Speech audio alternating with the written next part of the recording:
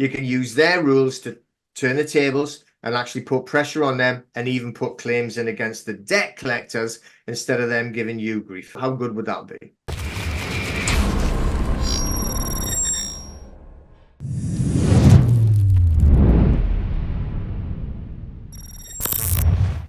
Hi everyone, welcome to another episode of Raising the Bar, and this one's going to be a good one because this one was recommended by our good friend Pete Stone, who's been a regular on the show now. And this gentleman's called Pete Wilson. He's got his own website called claimyourstrawman.com, and he's also got a YouTube channel, Return to True Democracy.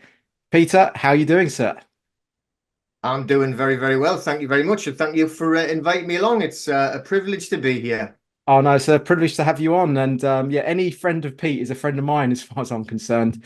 He's doing some absolutely fantastic stuff. I mentioned that you also in that same sort of field of talking about your straw man, which is another way of saying your legal fiction. So this is all about maritime law versus common law and learning how to play the game or exempting from the game itself. And so we're going to talk about today, aren't we? We're going to talk about one particular pressing topic, and that is how to turn the tables on debt collectors, right, Pete? Yeah, that's right. Now, just a quick sort of like confirmation on what I mean by debt as well, because I'm talking specifically about debt. Now, when I'm saying debt, I mean credit. So you've actually went and got yourself either a credit card or a bank loan or something along those lines that's unsecured, which means it's not a mortgage, it's not tied to a property, it's unsecured debt, not unpaid bills, right? Not council tax or your water bills or anything you haven't paid. I mean, there is certain legislation you can use to actually little bits of it, but specifically, I want to talk about the Law of Property Act, and also on the civil procedures rules on how you can literally use those rules, which is their rules. That's the good thing. You can use their rules to turn the tables and actually put pressure on them and even put claims in against the debt collectors instead of them giving you grief. How good would that be? Cool, that would be orgasmic, wouldn't it? That'd be like the best thing ever. Yeah. So let's just play the scenario. Mm. What happens is, just say you're in, it's not even that you're doing it on purpose. You just got into trouble, all right? You could have lost your job, all right? You're struggling there, and like you got an option. Literally, are you going to feed your kids, or are you going to pay the bill, the credit card, or the bank loan? You know what you're going to do. You're always going to look after your family. Mm. So you're providing food, right? You're doing whatever you can, and then you start getting letters from the bank, which are generally okay. And it's like, you've got to catch up. You've got to catch up. Within a couple of months, they're going to start building up the pressure. And then it's going to be, we've closed your account, which is what they do. So if you did have a credit card that you were wanting to rely on, you've now lost it. And then they're going to send it. So we're going to send it to a debt collector. Okay. And I mean, the words themselves are quite scary to the vast majority of people. Mm. They don't want that. They don't want the stigma. They've got TV programs that are programming people to be scared. Like don't pay, we'll take it away. And that's what it's there for. It's not for entertainment. It's not very entertaining, is it? Like, oh, let's show you how to be like scared of everybody and what's going to happen. It's there to program people, right? So you're all good little boys and girls and do exactly what you're told when we tell you to, and that's it. Mm. But so you're already gotten people putting under stress. Then they'll actually send you a letter, and they'll tell you, and there's different versions of debt collectors. They'll say, we've handed over your debt to ABC Debt Company. And they'll be in touch with you soon. So normally, the debt collector will send a separate letter on their own, and you've got two versions of them. The first one is I'll call the no deed, okay, and the second ones that we'll go after later, they're going to be the deed, right? The deed is the important part in everything on here. What we want to do is we want to stick where everything has to be legal. This is a good thing. We're going to be on their world. We're actually stepping in and being in their world. We're not going to go, oh, I am man, I don't believe this, I'm not my straw man, blah, blah. We're actually going to use it. We're going to use your legal fiction. We're going to take our queen and we're going to put it on the board in the strongest position possible. So the first version of the debt collector, they're going to, right, I don't know if anyone's actually looked into it, but when these companies go and let's just say they purchase a debt. They don't really purchase any debt. All they do is they buy blocks of data, literally from a website that's very similar to any auction website. So you want to go and buy something off eBay, you go and you auction it, you put your bid in, someone puts their bid in, and it settles where everyone's, oh, I'm not paying any more, and leave it to them. That's how they do it. I've seen it. We've seen like an insider from the debt collection agency side shared that and showed us these websites. Absolutely disgusting. So they will be able to buy a debt, right? Remembering they're not purchasing the debt, right? They will buy the data for the said debt of 10 grand loan that you've got. They'll buy it for about £200. So, and they'll be demanding the full amount back, even though they've only bought it for £200. That is the type of profit that these parasites are actually making. And the thing is, because of the fear tactics of programs like that on the TV, but also by the types of letters that these groups send or these companies send, it does scare a lot of people into immediately paying if they had the money, or setting up a payment plan so that they're now paying the debt collector and more than what they actually owed in the beginning, because they'll add on their fees and everything, which is, you know, literally, I'm sitting in my office, so I'm going to charge you another 300 quid because me bum's getting tired sitting in the seat, you know, and that's it. And add on and add on. So people end up paying. We call it like they go after the low hanging fruit.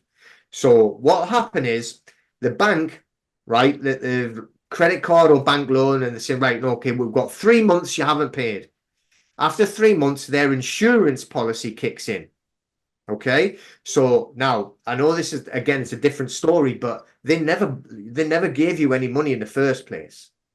So just in case your listeners don't know, right, your viewers don't know, when you apply for a loan, your signature that you put on that document creates a financial instrument which has a cash value. So if you've done a loan and you believe it's an application, it's not, it's actually a cash value of £10,000 instead of a £10,000 loan to you. The bank then deposit that as a promissory note or a check, really, into their account as an asset. And then you do this on the computer, and then some figures appear on your screen, and it appears, right, as if you've borrowed money, but you haven't. You created that, and the bank actually did a few bits of whiffy jiffy, and then it's out of thin air. There's £10,000 credit being introduced to the marketplace.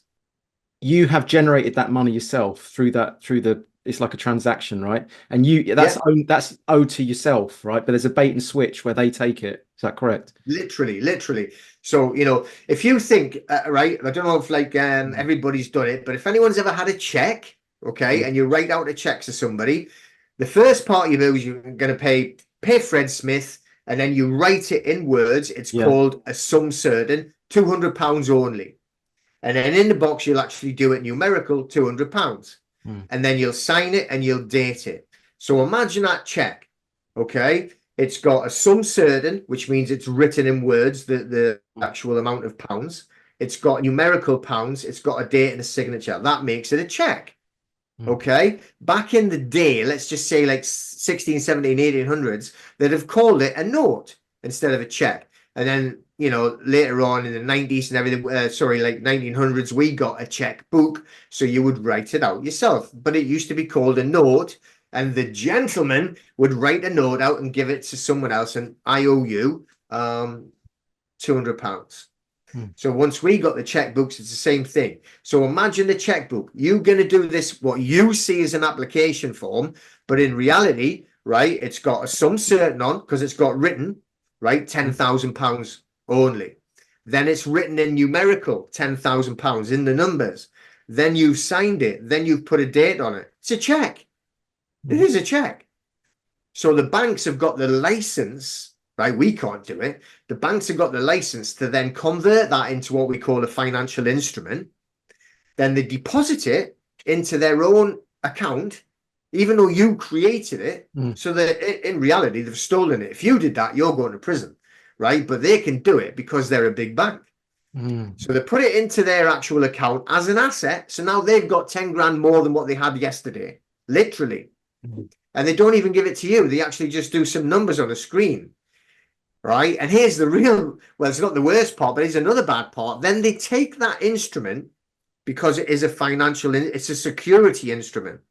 Then they're going to block it together with all the other security instruments because that bank's probably had, 100, 200 loans that day. So they're going to block it in to make it £1 million, right? They'll make that a block of actual security and they'll sell it, or what you would probably heard the term securitize it on the securities exchange as well. Okay, so they're going to sell that note that you created 10 grand, right? They've lost no money. They haven't lent you any money. Then they've sold it for extra profit. So they've got the 10 grand back again. And they take out an insurance policy against you not repaying. Okay. And then in 3 months' time, when you've been struggling, you've been feeding your family rather than paying the loan, then they cash in their insurance policy, get the 10 grand again, right? And then sell your data, telling you they've actually sold the debt to a debt collection agency. That's why banks are so rich. That's why they've got the biggest buildings on the high street. You know what I mean? It's just ridiculous amount. And the thing is, with that security note getting sold, it just doesn't get sold once. It gets sold on, sold on, sold on. They trade it like they do the birth certificate bond. So can I just summarize that then? So we're talking about a loan here still, though, right? This is what we're talking about. So let's say alleged loan, yeah. Yeah. So it's not real, is it? But so you get a 10 grand loan. And then at that point, when you sign it off, so when you say that this is what you want, you think it's like an application for that loan, but you're actually writing a note, a check, a note, which actually then gets, what's the official terminology here? It actually gets credited. It gets, valued. It becomes value for the banks, which they actually take and they make that 10 grand from. And then they're also able to make subsidiary amounts of money from that, like exponentially, hybriding off from that 10 grand, right? Yeah. And then they also come back and try and claim that your 10 grand but you were still given that you still had value with that 10 grand loan though, no? I mean, you still could use that. Well, you've got that credit now. Yeah. Okay. So literally out of thin air, with your power and your sign of nature, your signature, you've created this £10,000 credit. Okay, now this is easy to document. It's very well documented. You can easily research it. Go and look for a guy called Professor Richard Werner. He's a financial professor, and he's got a lot of videos, a lot of books that tell you not only just about fractional reserve banking. That's a completely different thing, which is still wrong, right? This is how they create credit, and he'll explain it. Banks do not lend money. He says it point blank. It says in law, and it's enshrined in law, banks only deal in securities. So they buy and sell securities. What's a security? You've just signed a security, and then you thought it was a bank loan application. It's a security instrument, right? Now they've took it, they haven't told you, not full disclosure, and then they've actually not only pretended that they've made a loan to your account, but then they've also sold that security note on as well. And they didn't tell you they were going to securitize your note either. But you can still use that money that they've given you, right? That 10 grand. I know it's just numbers on a screen, but that's still able to be used in society, right? Yeah, no, that's the thing. And this is how they introduce money into the system. You see, I mean, if you think, you've probably heard the term or the quote from Henry Ford when he said, if the people found out and discovered how money was actually created in this country, there will be a revolution before morning. Because, all of this money is created by the banks out of thin air. They're not getting it from the treasury. They're not getting it from the central, but they're literally creating it themselves. Okay. So, but you can still use the credit. You can still use this actual money going into the system. Now, even that Professor Richard Werner, he says there's nothing really wrong with the system until we stop paying. We stop doing the repayments. Then the banks get put under pressure. So, when I was talking about losing everything back in 2007, right? If you think of Lehman's Brothers then, they had all those security notes that they had done on mortgages and other loans. Then it all collapsed on them. All right. Now, if I mentioned fractional reserve banking, where they're supposed to lend out 9 times what they have, they had it. They were in debt by over 49 times. That's why they literally collapsed like in one day. Boom, boom. The biggest investment bank in the world was gone in a day, just like that. So I didn't feel too bad just losing everything. If they had done it, okay, they were way bigger than me. But yeah, so you can still use the credit. Okay, so you can still go out and buy a car, or you can, like, go on a holiday, or whatever you wanted to do with that, and then the money starts going around. All right, but back in the day, there used to be a guy called Tom Schaff, an American. Now, he wrote a book, something like The Secret Banker's Manual, and he actually showed all of this as well, showing you point blank the banks do not lend money.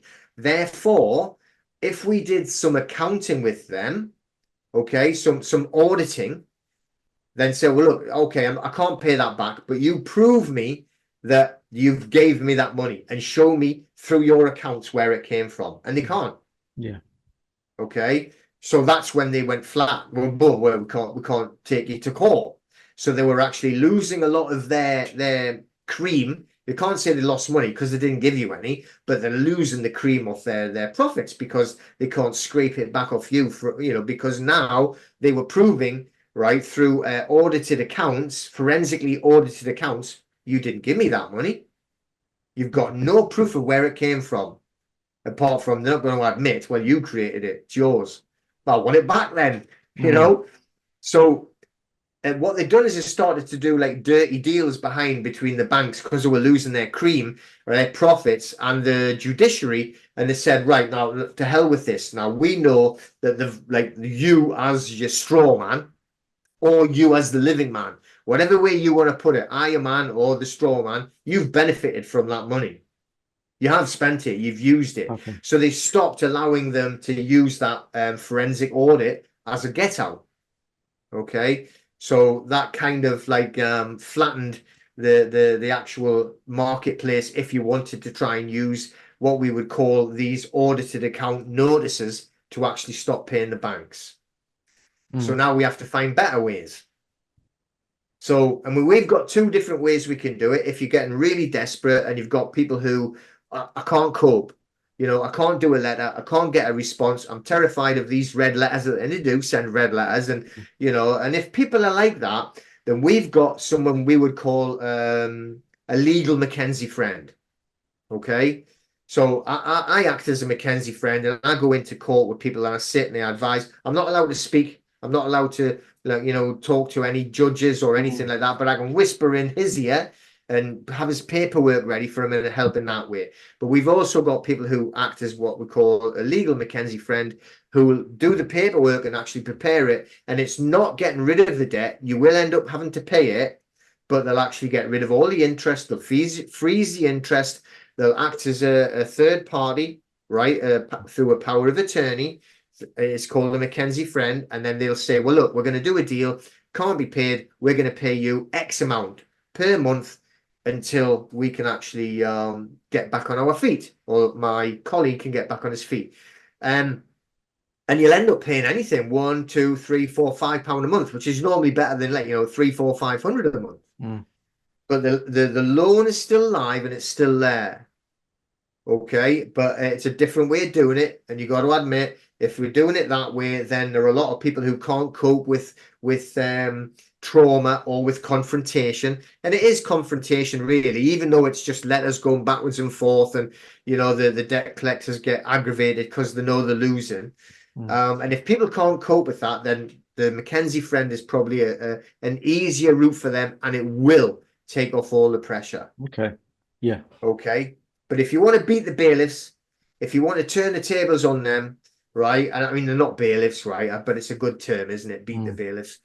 Then what you can do is you can start doing what they call an SAR, which stands for Subject Access Request. Now, this was actually become well known and documented last year when Nigel Farage lost his bank account, right? Coots or something it was called. Now, he didn't know anything about it. I seen an interview he was doing, and he said, oh, yes, someone told me about this. Never heard of it before. I send an SAR, Subject Access Request, you being the subject, and you're requesting all of the data that they hold on you.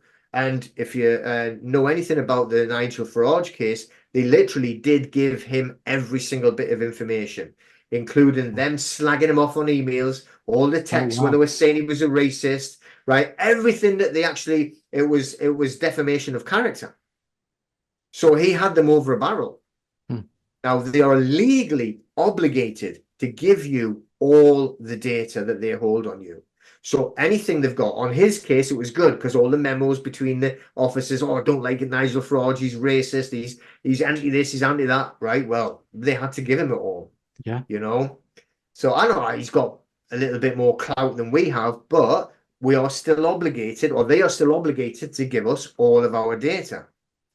So if we're talking about the non-deed, right, the debt collector that hasn't got a deed, what they call a deed of assignment, okay, it's an easier way, a layman's a receipt.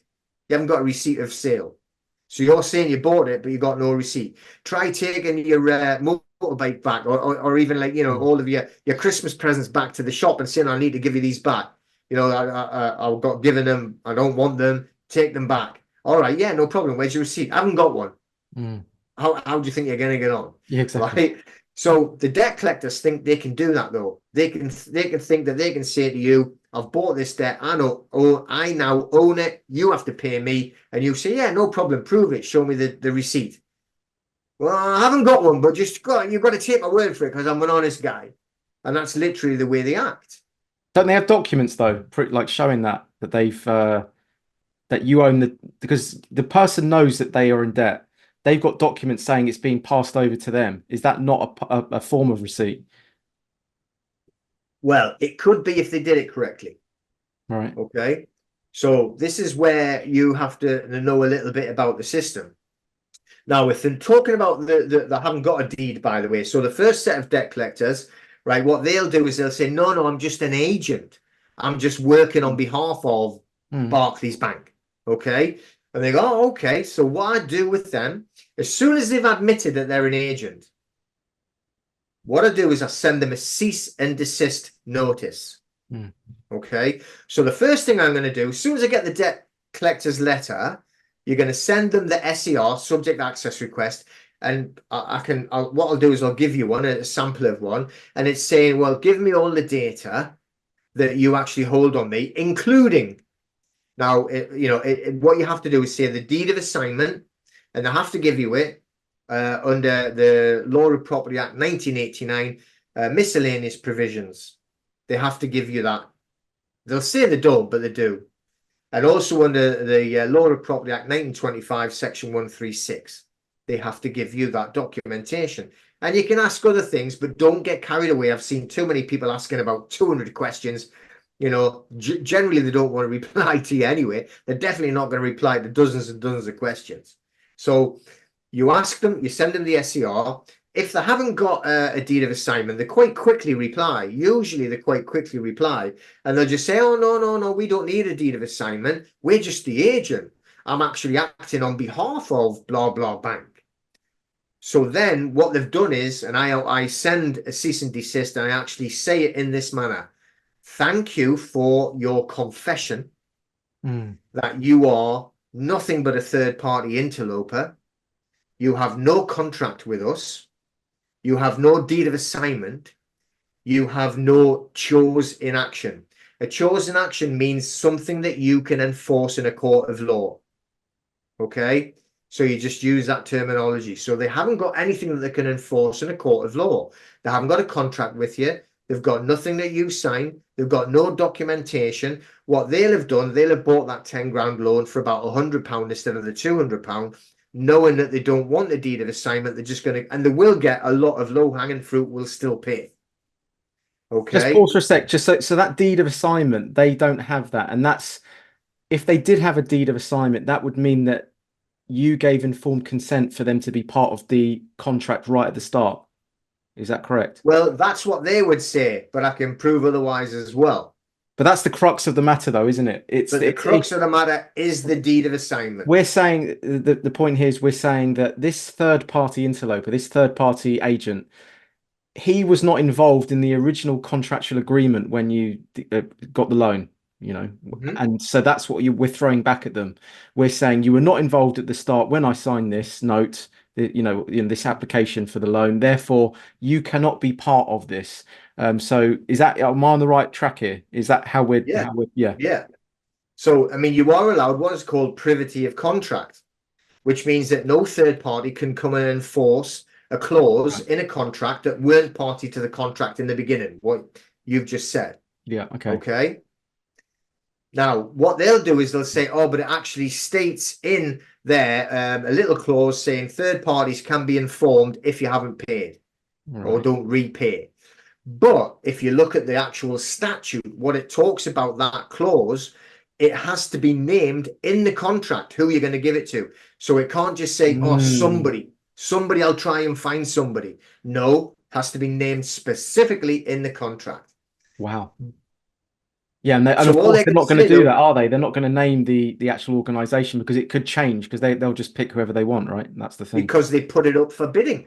So whoever Yes. bids for it That's the gets it. cowboy aspect that they don't, you know, they can't allow for in the beginning stages, yeah, in the contractual part. And it's actually illegal to do that because all they're doing is buying your data. It's completely illegal. All right, so is that another claim then, you know, that you can put in? Well, this is where we're going to go down, but you Right. can't really do that because you'd have to prove it. He who claims has to prove. So Right. we're not going to go down that route. All we're going to do is give them a door. The ones that are not claiming deed of assignment, the ones that are saying, oh no, I'm just an agent, that's what we do. And then we just tell them. And then, right, we will send the cease and desist. And we also say, I want full disclosure under section 6 to 7 of the Financial Conduct Authority. Now, on the Financial Conduct Authority, they have power, right? They can actually close down that company or give them hundreds of millions of thousands of fines like that.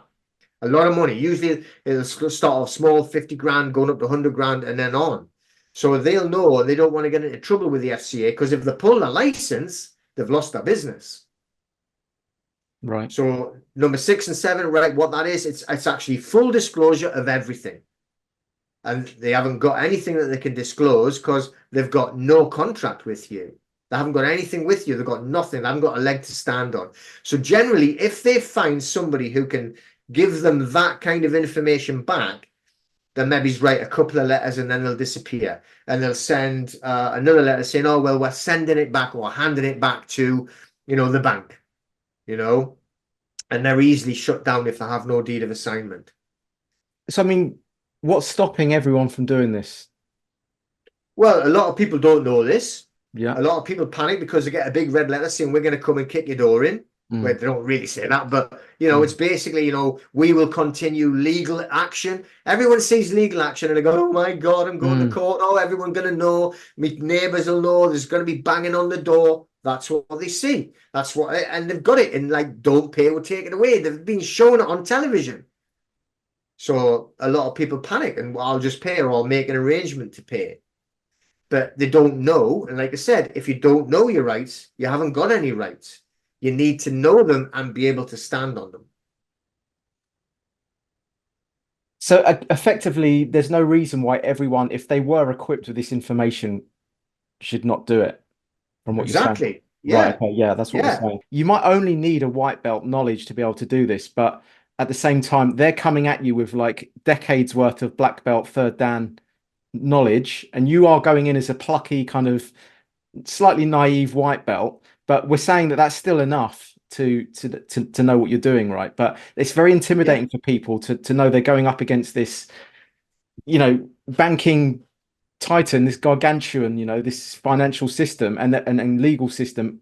But you're still saying it's very simple just to pick them apart get them in a headlock in 2 or 3 moves, right? Absolutely. Put them in a chokehold. Yeah. Yeah, You know, but like at the end of the day, all you're dealing with is a man or a woman who at times acts as a bank agent, right. a man or a woman who at times acts as an agent and a debt collector. It's just a man or a woman. That's all it is. Mm. So you don't have to be worried about them. They're just the same as you. So fair enough. I know that's what people look at. They look at the big bank building. They go, oh, how am I going to fight that? But you're not fighting that. If that bank's never spoke a word Mm. in its existence. It can't speak, it can't write, it can't Mm. do anything. You're actually talking about a man or a woman who at times acts as an agent in the bank. It's a man or a woman. But when they write these letters, you'll notice that they don't put a lot of them. They don't put their name. So often they'll just put the department name. Yeah, because they don't want to get held accountable Yeah. because a lot of what they're doing is fraudulent. So at that point, can you reply back to them and saying, I don't communicate with departments. I only talk to, You people. can do, but why not fight them easier? Right. What you want to do is go for the jugular. You see? Yeah. So if it's the ones I was talking about before, we've given you two versions. The one where you've just said, look, pay a little bit, we can get Yeah. it with a Mackenzie friend, Yeah. gets rid of the fear. Or you can do it if it haven't got a deed of assignment, they're a third party interloper, close them down with a cease and desist, and they'll write a couple of times generally, and you just do the same thing, cease and desist. Or what I could even say, well, if you're going to continue, because I know you haven't got a contract or a deed of assignment or a chosen action, then this is harassment under the Harassment Act. And then you can actually start, I'm going to prosecute you if you're right again. And generally, they'll just leave it. Normally, they go away. So it's the ones that are trying to say that they have a deed of assignment. They're the ones that we can have a good fight with. So what they'll do is they'll actually say they have a deed of assignment because they've purchased the debt. They'll actually write it in a letter. We have purchased the debt. Right. And that's not good enough. That's what we're coming back with. Yeah. Well, that's what they're saying. So they're alleging Yeah. that they have a deed of assignment, Right. although they never use that word because they know they can't say it. So what they always go back to is to say, we have sent you this notice of assignment. That's what they call it. Mm. So literally what it is, a notice of assignment is the debt collector sending you a letter saying, we've bought this debt, you now owe us 10 grand. Mm.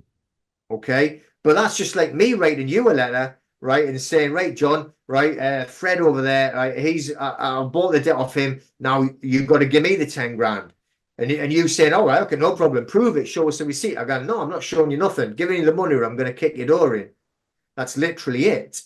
So, they haven't actually got any deed of assignment. They never mention it. What they always say is we have a notice of assignment, and they try and work on the assignment word, you see? Right? Try Oh, and wow. trick you Yeah. with that assignment word. And that's just trickery through language because it actually doesn't mean anything. It's just that No, no. they've sent you a letter saying, no, you now owe me it instead of them. Yeah, it's like saying I don't have a receipt, but I've got a notice of receipt. It's that kind of like Well, right, sleight of hand. it's literally bringing your friend in, right, Yeah. and saying, well, I haven't got a receipt, but he was with me when I bought it, so I listen to him. That's exactly what it is, you know? It's just so cowboy, isn't it? Like absolute Wild West. And that's the thing.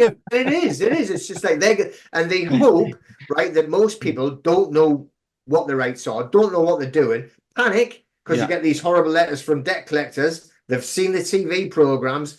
Bailiffs, they'll knock on the door, they'll kick me door in, so they'll generally pay very quickly. If you can get over that first wave of like intimidation they try and throw at you, they're cowards, really.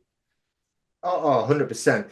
You see, and this is the thing, is they are cowards. And what these people do, anybody who's relying on the legal system, right? And I'm not talking about us using it to defend ourselves because we have Yeah. every right because they've come after us. But Yeah. the ones like that guy there, right? Yeah. He's relying on that because they love controversy. The legal system is designed, it breathes, it lives, and it eats on controversy.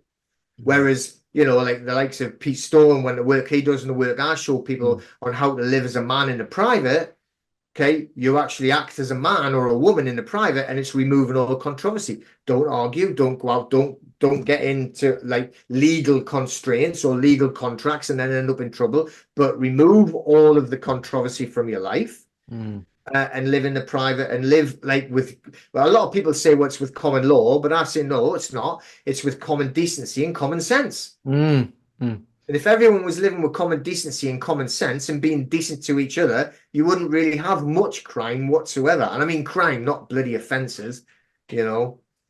So when you say that like common sense, common decency, we're saying that you're not completely exempt from the game. Like let's just say the chessboard, let's just use that metaphor. It's you are still the chess player and you're also the human that's making, outside of the game as well. That's what we're saying. It's a blend of both, right? Yeah, and we call it being public and private. So the public side Okay. is legal, the private side is being like a man or a woman in the private and being lawful. Absolutely. So yeah, and so what we're talking about in this show, we're talking about how we're actually we're playing within the public. We are Yeah. we're the So king or the and queen or what whatever, right? we try and help people with this. So we say, well, look, what we're going to be fighting the debt. We're going to use the legal system. So we're going to put a public hat on. We're I in like there to this. fight Yeah. in the public. We're going to be using the legal world. So you're going to be public. Remember, Mm. you're public. Then we're going to step out of it. We're going to be a man and woman. We're going to live lawfully. We're going to live with common decency and common sense. And we're going to live in the private. So you're going to keep I love swapping it. your hats between public and private. And that's what it's all about. And are we saying when you've got that public hat on and you're playing the game and you're also like the you know like the queen and you're out you're putting them into checkmate? Do you don't have to be a Gary Kasparov to get results and to take on people, right? You know, like I'm No, saying, you like just have a to, Bobby Fischer. You you don't either have to be have a to, top chess player, right? Is what we're you saying. just need the rule book. Okay. That's it. So there Just it need is. right. Okay. It's literally like civil procedure rules. Now you don't have to go and buy it; these are expensive, Yeah. But like at least know someone who's got them so that they can actually tell you what to do. So when these guys are coming out and they're saying they have a deed of assignment, then yeah, okay. I tell you what we'll do. Here's my SAR, same as you would do with the first lot who said they didn't have a deed. Send them the SAR, the subject access request, and you're going to ask for all data that relates to me with this alleged loan. And I also want to see the deed of assignment that you allegedly say you have, which is under the Law of Property Act, 1989 miscellaneous provisions, and the Law of Property Act 1925, Section 136, which is about assignments. And assignments must be in writing and signed. Mm. Okay. But they don't want to talk about that. They say, oh, yeah, I've sent you the notice of assignment. Yeah, okay, I know. You sent me a letter, right? Mm. So I want to see the deed of assignment, which is your receipt, your purchase item, what you bought the debt. So Wow. show me it. Okay. And they, oh God, I don't need to show you that. And they'll try it. And what they'll generally do as well, even though, right, I've had all of mine designed legally. I've went and I've spoke to like obviously connections, legal friends, and we've gone in and said this is 100% legally correct. So I'm talking their language. And they'll still send it back because it's just they've got their own templates and they'll send it back and saying you've got this off the internet, right? You're talking rubbish, and they try and like waffle their way through it. But there is a legal process, and they are obligated under GDPR and DPA, which is the Data Protection Act 2018. They have to supply that information. They've got a legal obligation to do so. And if they do not, then we can actually sue them for distress caused by them concealing. And that's the thing that we're talking about, concealing our data. Because if they've alleged they have a deed of assignment, which we know they haven't, but they said they did. So if they're saying they did, they have to show us, but they can't. Does anyone have that deed of assignment? Does the initial bank have it though, or not? Well, the deed of assignment is literally the bank won't have it because they've got they haven't even got your real contract because they've sold it, right? But a deed of assignment only comes into existence when a debt collector buys it from the bank. It's literally a receipt. It's like we have to do a contract. I'm going to sign it to say I'm selling you the debt. You have to sign it to say you're receiving the debt. That's between the bank and the debt collector. So it should be a brand new deed of assignment. So what we're saying is there is no deed of assignment because it requires us to sign off on it. That's what is that We what? don't have to sign. No. What they do is the debt collectors only buy big blocks of data from a website. They don't buy individual debts with a deed of assignment and actually sign for it. So a deed of assignment by law, and it's their law of Property Act, miscellaneous provisions. It states that when, let's say, the bank manager of I Rob You Banks Limited, right, the managing director has to sign that deed of assignment in the same room where the witness signs it, and it states that in the statute, and then they have to give it to the debt collector who's buying it, and then they sign it. But we're meant to be in there. We're meant to be in there with them, right? No, we don't have to No. be, but they have to have a witness in there though. Okay, so that deed of assignment can exist, right? It could, yeah, It if could they did it exist, but real, it the could. point is they don't go through that process. They don't meet up in a room and they don't do it with a witness. Is that so? It's completely a made up concept in reality, Yeah, because it would be too expensive and too time to right? take too much time. I mean, it might have been the case. It might have historically happened at some point, right? I bet you. Oh yeah, back in the Yeah, day, yeah, you when you would have had a bank manager, yeah, right? And because every branch had a bank manager, you would yeah. have had him dealing with like say 500 customers and the under managers and everything. Yeah, I bet it would happen. Yeah. Well, okay, so this is quite a new thing that they've tried then, fairly new, like in the last 20 years or so. Yeah, yeah, probably as Yeah. they've actually progressed through technology, they've sort probably I'm Mm. assuming here, sort all this work, right? Well, because look what they've done. They're actually getting rid of branches, they're getting rid of managers, they're Yeah, getting I've rid of noticed staff. that. Yeah. Everything's electronic. So I'm not getting no deed of assignment. To hell with that. We'll just pretend we've got it. So, okay, let's just say 20 years ago, and there was actually a deed of assignment. Is that debt collector now legitimized to come and collect, your items, if your If somebody truly had a deed of assignment, like the same way, like if I wanted to go and buy a debt of somebody, I yeah. could, right? I could. And then, obviously, but if I was legally a debt collector and I had a license to do that from the FCA, I could go and buy someone's debt for real and do a deed of assignment, and then they truly would owe me, and they would have to give it to me by law. Okay, so you're saying that debt collector, there is actually a legal way, legitimate way that debt collectors can come around and possess take your possessions, right? And do it Well, properly. yeah, but But that if they had the deed of assignment, and that might have happened 20 years ago. So we're saying that we don't have a problem when there actually was a deed of assignment.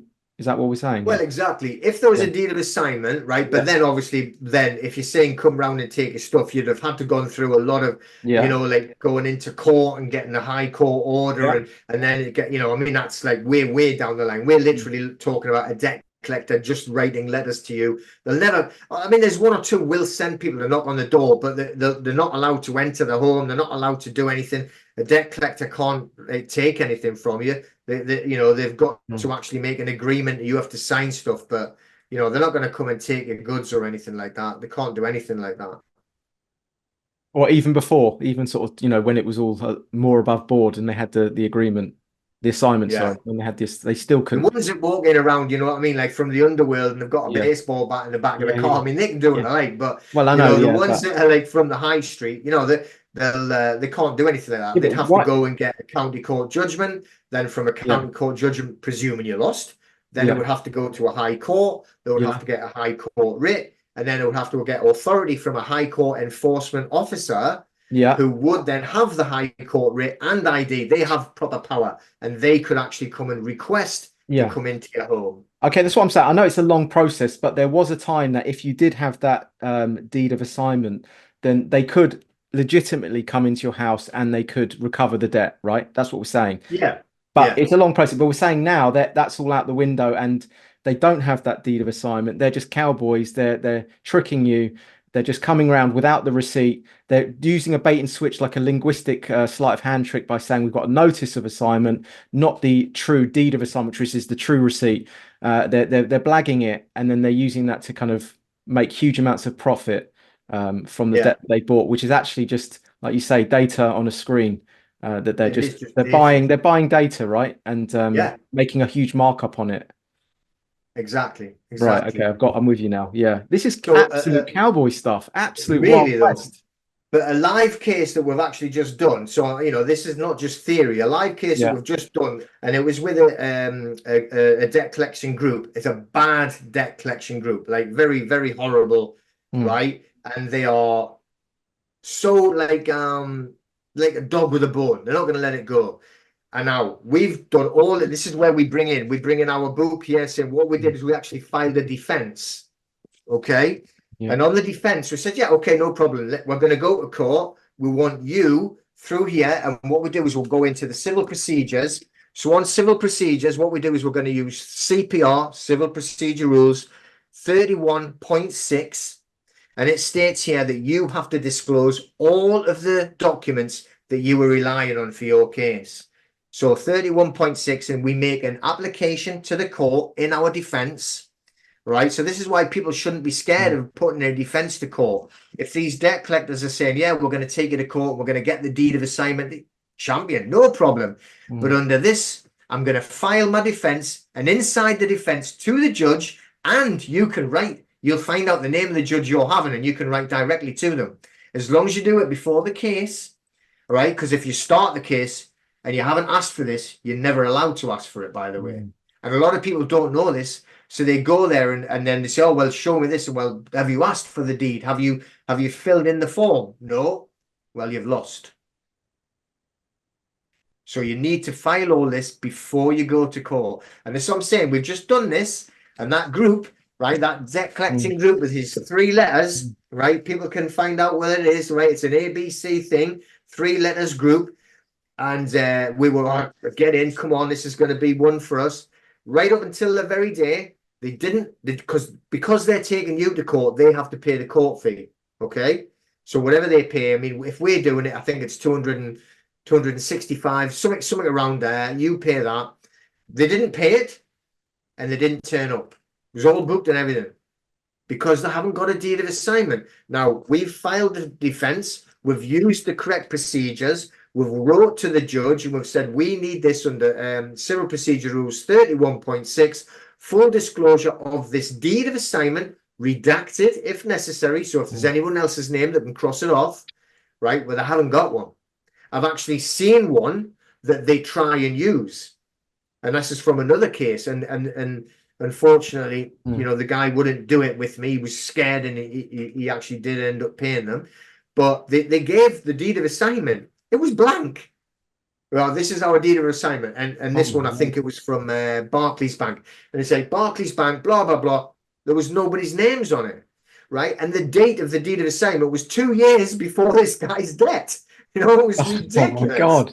Yeah. Is And it they said, really? "Oh, Is that's it our really? deed of assignment." They're that kind of flagrant with it all, are they? Well, because they think you're going to panic. As soon, and this guy did, as soon as he's seen deed of assignment, oh no, I'm not doing it. They've got a deed. It didn't even have any. It didn't even have his name on. It didn't have any of the details, the account number, no signatures. So they will try that. They will try and sort of concoct a deed of assignment. That might be one of the things they do. So you've got to look at it and just see if, what are you looking for on that sort of fraudulent deed of assignment then that they're going to make. Well, it would have to have your name, your details, the account number, the amount, the date that it was bought, the signature and name of the bank manager or the CEO, the signature and name of the witness, and the signature and name of the receiving party, the actual debt collector. It didn't even have their details on, you know, what the loan number was or the name or the amount or anything. And you could also say, I need to have a document record of when you sent me the name of this third party debt collector as well. You could ask for that. You could request that, right? But that would be on the notice of assignment. So they'll tell you when, like the actual company, that's what they're trying to rely on, the notice of assignment, which is a letter, them telling you, oh, they've got the debt now. No, but I know, but earlier you said that's no good. They have to let you know immediately from the deed of assignment. They have to let you know who that third party is, right? No, you're going back to the actual privity of contract. You have to have it written in the privity in the contract if you wanted to pass it on to a third party. Right, so that's a bit different, but you know, slightly different. Yeah, when they're actually doing this part, right, they send you the notice of assignment, so they've told you there's a debt collector, but it was never written in the contract though. So even though they say, right, they're allowed to give it to a third party, what they're doing is they're using the Law of Property Act 1925 to say that they've sold it. That's what they said, we'll purchase the debt. They don't tell you it's the Law of Property Act in case you find out what the whole law of the Property Act is, and that they know it's got to be signed and witnessed, right? But that's the law, right? Anything, whatever it would be, a book or a pen or a loan is a thing. It's an item of property, and that comes under the Law of Property Act 1925. Wow. So did we cover every point in that then? So so what happened? What was the result of that court case then? They just did it carry on, or what happened there? No, they just disappeared, and that's it. So they completely disappear. And what they'll probably try and do in a few months is they'll sell that onto another debt collector and then see what happens, you know, because they'll sell it now probably for about 50 quid or something. But doesn't the court kind of completely rescind the debt, don't they? Well, what they'll do is they'll put that case there. So because they didn't actually go, they'll dismiss the case, Right. so they can't fight against us again. So that company, the ABC debt collector, can never take it to court ever again on it. But surely that company can't then sell the debt to another company because it's going to be black marked, whatever you want to call it, you know? But they will. Really? I mean, I know, like on a debt after 6 years, if you haven't paid it and you've got no Mm. no payments monthly or whatever with them, after 6 years, it's called statute barred. Right. Nobody is allowed to even speak to you about it, Oh, right. I right? see. But Okay. I know Yeah. that companies specifically buy debt that's statute barred and then try and scare people into paying it. Oh, wow. Yeah. Okay. So it's completely null and void by that point, but they're still trying it on with it to try and make some Yeah, money out of thin air, yeah. basically. So, so technically, debt companies they still might take on what would you call it, like tainted dead debt, like, but they still take it on, right? Oh yeah, yeah. Because I mean, and they'll pay next to nothing for it, but it's worth it to So they're going to get a couple of million quid's worth of debt for about £1,000. Well, they're definitely going to make profit out of it because still people panic. And it's I thought that was statute barred. Oh, but you still have to pay. It doesn't mean you don't have to pay. Well, it does actually. But like if you're panicking, Mm. and people do panic, unfortunately, and they end up paying. And the thing is, Mm. as soon as you pay one penny, it's now live and open again, and you're contracted.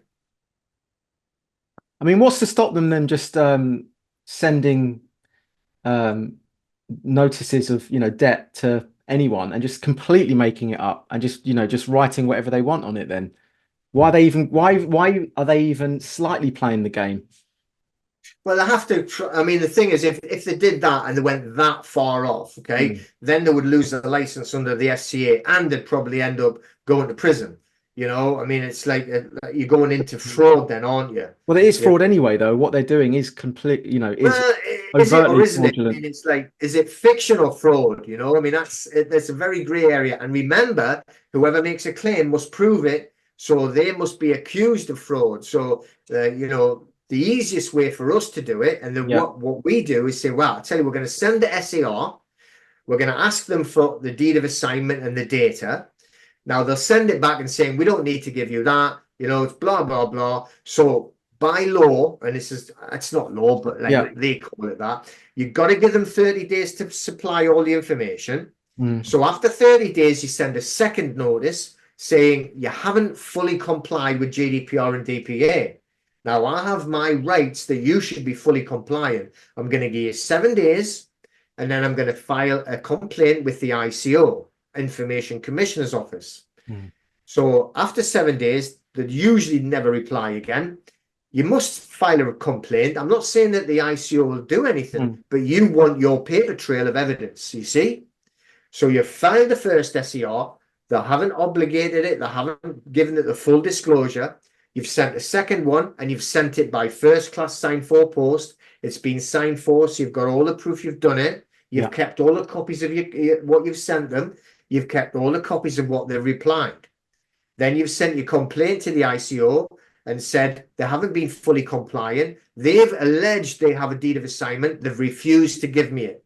Give me a copy of it. Give me any show of it. Okay. Most of the time, the ICO don't even reply to you, but at least you've got it in the pipeline. You've got the evidence Yeah. you've done it. And if they're So not then replying, then if they're just completely radio silence, do you take that as a contract of acquiescence? yes. So you just continue. So what? So Continue then doing what? Continue just getting on with your life. continue going after the debt collector. Because now what they've done Oh, is okay. they've Now breached you're the your creditor. Now GDPR. you've eliminated yourself as a debtor. Now you're putting yourself into the position of creditor and making the debt company the debtor, right? Very much so. So now that Okay. they've actually breached our GDPR and our DPA, or they've breached those rules by not supplying us the data that they've said they had on us, because they said they had a deed of assignment. Now, if you concealed someone's data, you are breaching the Yeah. Data Protection Act and GDPR. And the only way they can get that data is if they had the original deed of They had assignment. really purchased the debt instead of just buying block data. Well, you've got them. This is checkmate then, isn't it, really? Yeah, And it's quite a simple checkmate for me. checkmate. It's what do they call it in chess terms? It's like the fool's move or something like that, where it's you've got them within the first two or three moves, really. Yeah. Mm. So then what we do is we send them after 7 days after like the ICO complaint, we send them then what we call a letter before action. Yeah. Again, we state, look, we're really upset, or we are distressed that you have not supplied our data that we requested. Or, to SER, you are legally obligated under GDPR and DPA 2018 to supply this. You haven't done so. We have complained to the ICO. We're going to give you another 7 days. If you haven't given us it at the end of the 7 days, we are going to start legal proceedings for the distress you are causing. Okay. So then we continue. We give them the 7 days. Generally, I mean, like most of them never reply, especially the ABC groups that we're talking about that will try and push you to court. Mm. Because a lot of people do it wrong, you see, and they end up going to court and they do lose. And that debt company do win because they haven't asked for the data correctly. They haven't asked for all the information correctly when you've been filing your defense. If you file your defense wrong, you're finished. You've got to know how to do it. So, but it's not that difficult. You just have to ask for it up front, before it even Exactly. gets to court. You have to go through a Yeah, paper trail way in exactly. advance. Yeah, and that's all we Exactly. really have to do. Because once you've got that paper trail, that's it. You've got all the evidence you need. You've got your evidence file. You've got it all there. But what about the actual courts when you go in? I mean, I've heard stories of these courts just walking out, like judges just doing whatever they want. It's almost becoming Yeah, more. no, but like what you're doing, you're probably listening when people are going in and saying, I'm not here on general appearance, I'm here by special appearance, I'm standing as the man and all of that. We're actually you're 99.9% of the time you'll never see a courtroom. Okay. So the last notice that we send them is the intent to prosecute. We give them one final bite of the cherry, as it was. All right, Mm. look, give us this data now, or we are filing it there. Or if you want, let's just settle out of court for 3,000. Okay. Something like that. Then generally, they're not going to actually say anything because they think they're clever. They're very arrogant, Yeah, yeah, these of debt course. Yeah, collection yeah, companies. yeah. So then you file the complaint. You've got all of the evidence. Mm.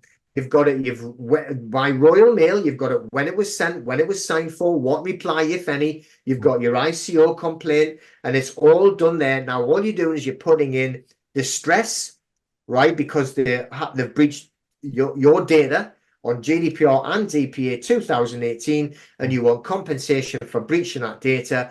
And you write it all out correctly on a file, and you'd file your court case with an N1, which you can do online, but it is better to do it paper. Do it paper, N1? What's okay? an N1? That's the court filing. You're going to file it at the small claims court.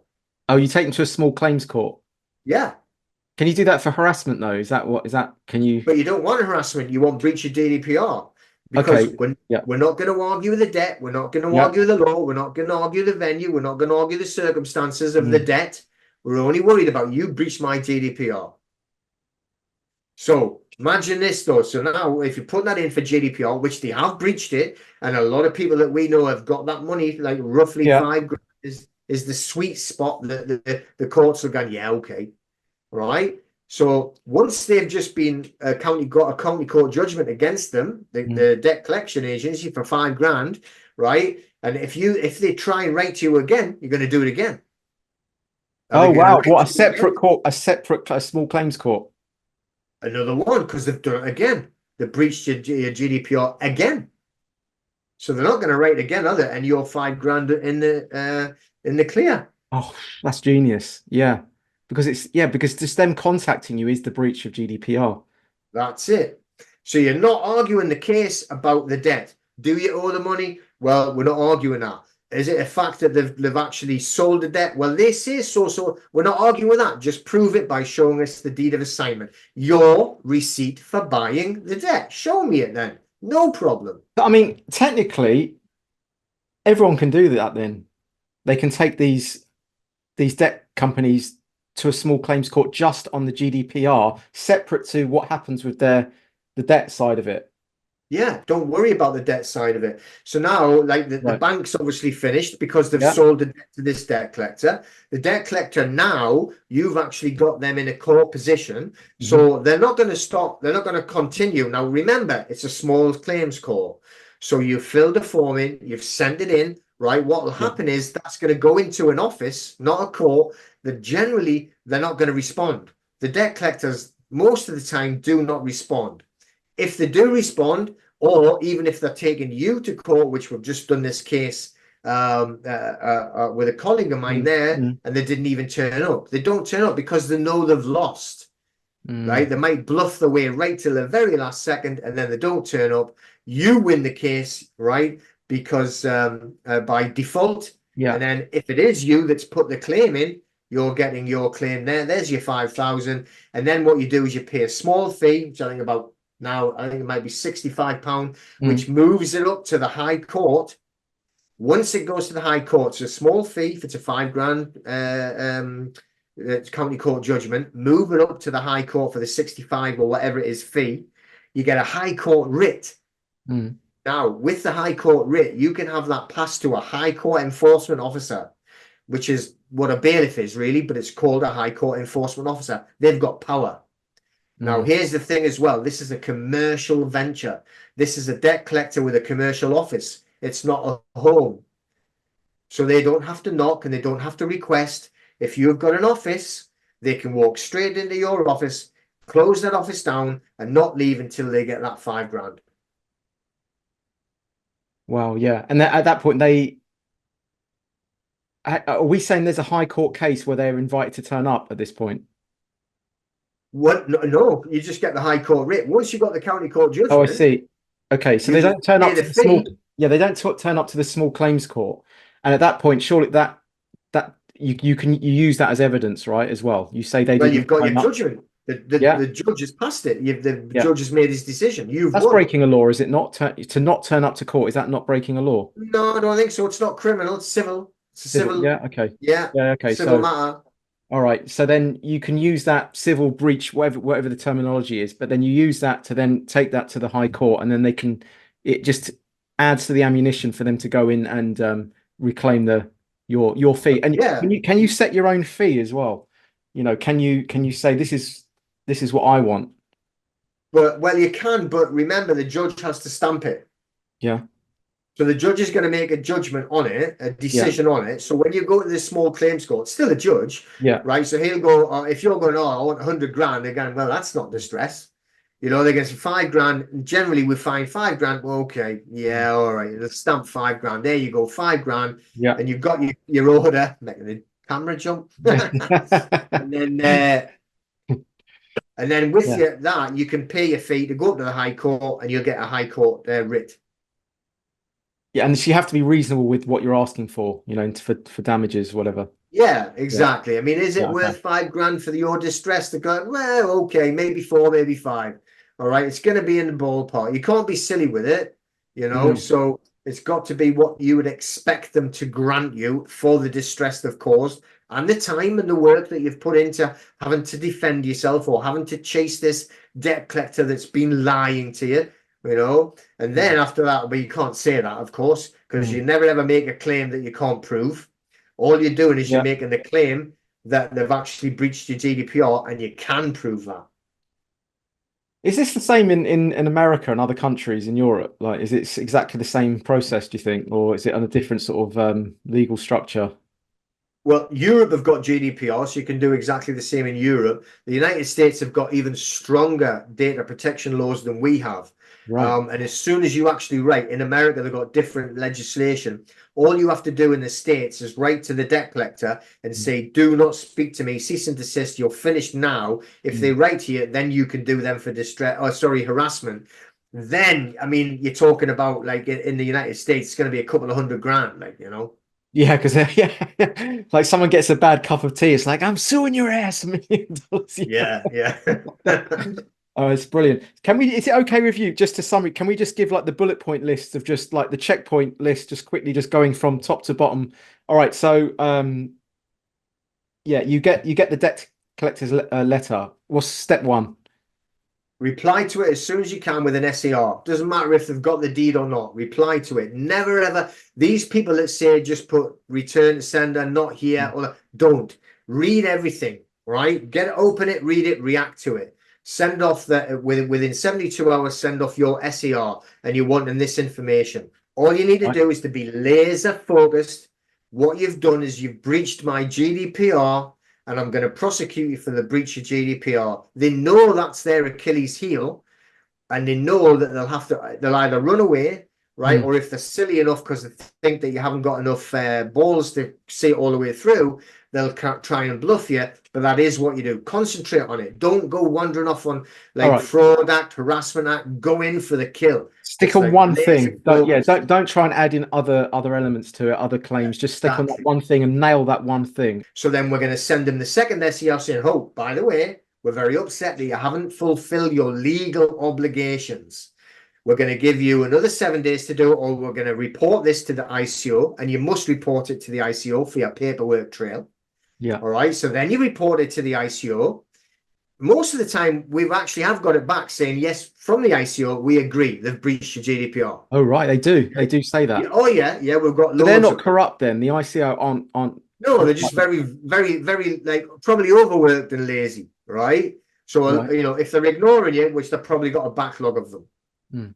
So make sure you file a complaint, though. It doesn't matter if you get a reply or not. But if you do, all the better. I've actually got a few that we've used as well as the evidence. Then after that, after the 7 days after you filed the ICO report, you send them a letter before action. What we're going to do, if you do not give me my evidence under GDPR DPA 2018, I am so distressed, I am going to make legal action against you. I'm going to take legal action against you. You've got 7 days to supply this deed of assignment and all the data you said you had. So they haven't got it. So then 7 days later, you send the final notice, which is an intent to prosecute. Again, you say, look, last bite of the cherry, you've breached GDPR. Without this, we're going to give you 7 days to give us the deed of assignment, or we're going to take legal action against you now, or you can settle out of court for and do it a lower fee, 2,000, lower than what you would. And then literally 7 days later, file your N1. You've got all your documentation. You've got it there, all your evidence, okay? And saying like, they've breached it on the first time. They breached it on the second time. We've reported it to the ICO. We've given them a letter before action. They breached it again. We're giving them an intent to prosecute, a last bite of the cherry, and they've still refused to give me the data that I've requested under GDPR and DPA, which is my legal right, and they're legally obligated to. We want damages for the distress caused, the time put into this situation of, and I would say £5,000, you put it into the small claims court with all of the evidence. Do it in paper, don't do it online. Okay, get it all signed for. So a first class signed for, you got a receipt when it's received at the court. Then you phone up and you keep following it up. Generally, they'll not even actually try and fight the case, defend the case. They'll just run away, and you'll win by default. If they don't turn up to a small claims court, is there a payout? We win by default. Yeah. So then what happens other than just in terms of the money, what happens there? The judge will stamp the county court judgment. Yeah. So you have a county court judgment against that company. Yeah. Then what I would suggest is that you would pay the fee, about 60 odd pounds, get it sent to the High Court. Yeah. As soon as it goes to the High Court, it's automatically getting a High Court writ. You've just paid for it. That's all. It gets enforced. Basically, the money that you are owed gets enforced by the High Court at that point. Yeah. And they're the ones that collect it on your behalf, right? Exactly. Right. But the actual lower small claims court, they can't do anything. They can't retrieve any money for you, can they? No, they'll just give you the order. So they're just getting you a stamp to go to the next stage. Exactly. Got you. You get your county court judgment, you get your order, you send it to the High Court, you pay a fee. But remember, so they've given you a county court judgment for 5,000, right? So now you're going to pay your fee. So now you're going to ask them for 5,065 or whatever it is you want to put on. So any time that you win a small claims court, any small claims court case, you can take that to the High Court. Yes. And so then they can retrieve the money for you just if you pay £60. Yes. Yeah. like one of the guys, like, and Yeah. he's not in my group, he's actually in another group, and it's all about council tax. Yeah. He was fighting a debt collector, and he's just got awarded 4 grand for distress. And it was, Really. because what they were trying to do was enforce a liability order, Yeah. which they didn't have. They did not have a legally executed liability order. How would you write that in So there? Do you put something like in your, they're trying to put a claim in on you, right? And then you're flipping it round. This is what we're saying with this, is where you don't accept their claim, you create your own claim on them. And then you're saying, I want the GDPR, I want to see evidence that you have right to my data. They don't have it. And then you're pursuing that line, right? Whilst they're simultaneously trying to do a claim on you, and try and, you know, am I on the yeah, right track here, right? exactly. Yeah. So literally what you've done is you've got your queen on the chessboard of Mm. life, and Yeah. you've swapped it around the side of them, and you've put them into checkmate. Yeah. Checkmate the matrix. That's what we've done. And then what do you say on your letter? You say, you you are causing me distress. I consider that a value of 2,000. Like what's the You don't have to tell them anything. no? What you're doing is you only tell the amount, and you're going to put in what do you want, and it's like £5,000. You would put that in your claim to the court. That's the only time you Oh, so mention your it. claim to the court. So you don't even have to mention it to them. No, no, no. So don't do any of these things. I've seen people do. Oh, I'm going to do, what do they call it now? Mm. A fee schedule, and Yeah. I'm ready. No, don't mention anything like that. Stick with the 100% legal. So everything that I've done and designed, right, Yeah. has all been in their legal language, using 100% legal words, legal sentences, and legal formats. I haven't tried to say like, oh, I'm going to claim this fee. I'm going to claim. I know I'm 100% legal. Mm. And then that's all we do. And then we attack them for the GDPR breach, because So that's what they've done. yeah, so you could actually, so you said you can, give them an option. You can say, look, we can settle this outside of court and then you could put your fee in that. You could put the amount, right, in that. Yeah, just on the last one, which is the Yeah. last notice you send, which is Yeah. called the intent to prosecute. Yeah. And you tell them this is your last notice, intent to prosecute, either supply me the data, or Yeah. I'm going to go for legal proceedings within 7 days. Yeah. Or if you want to settle out of court now, we'll do it for and make a lower amount. So if you're wanting 5,000, tell them you're going to settle for two. Two. If they Okay. settle now, which they Yeah. Okay. generally won't. And if they don't, and if let's say they don't do that, and then you take them to a small claims court, then what's the process of setting the amount that you want with the small claims court? How does that work? There isn't a process. The judge is not going to sit there and go, well, how distressed were you? Were you sweating? Yeah. Yeah. You're probably not even going to see the judge. So we know through experience that 5,000 is generally going to be acceptable But at what point do you state that 5,000 knows what I'm saying? in the claim, In the in the form, in the N1 form. Yeah. it's So called the like what N1. Oh, it's in the N1 form that you fill out, right? Okay. you download it. It's a Yeah. court form. It's a court Yeah. headed document. So Mm. you have to download it off the internet from Yeah. the court. Yeah. So you just go and Google it, just put an N1 claim form, small claims court. They'll send you it. You have to download it. It's all proper. You can add on extra paper as well, as long as you like index it correctly. Yeah. And you can file it online, but I wouldn't. Don't file it online. File it by paper and make Yeah. sure it gets signed for when it gets received. And that's where you choose your own amount that you believe Yeah. is What reasonable you're on that. Yeah. claiming Okay. for. It's got a sheet on there, and it shows you what you want to claim and why you want to claim it. So you write that all in there. So it's all written out for you. Yeah. You just have to fill in the blanks. Do you have to break down your reasoning for the 5 grand? Do you have to say what, like, do you have to sort of say 1 grand for this, a grand for distress, a No, grand? No. no. You just put in the amount, and what Yeah. you put in is it's for distress caused because they have breached my data on GDPR and DPA 2018. Yeah. And what they've done is they've been concealing debt, and concealing debt can also be seen as a criminal offence. We're not saying that, but it can be seen as a criminal offence. So that is serious. So because it's serious, we can ask for 5 grand, and that is very, very Very reasonable. reasonable. Yeah. Wow. Yeah. God, we should all do this. If we got the numbers up and we all started doing this, like the whole system would collapse, wouldn't it? Yeah, but you would get rid of a lot more debt collectors. Let's put it that way. All right. Once again, Pete, can you name your website. I've forgotten the YouTube name and everything else, but could Yeah, you lay it no all out for problem. the audience and how people can find you? And I don't know if there's a community as well people can join, but that would be good as well. Yeah, we have. I mean, but if you go in there, Checkmate the Matrix, Yeah. sorry, that's our group, Checkmate the Matrix. But if you go to www.claimyourstrawman.com, which all you're going to do then, it's actually a free ebook you can get, which is like, it says you have a person, but Mm. you're not a person. So you get a free ebook. And, then we'll actually send you information free of charge on the ebook. Plus, you can pop along and have a look at the actual platform. And the YouTube channel is Return to True Democracy. I mean, that itself is another chat all on its own. What do I mean Mm. by true democracy?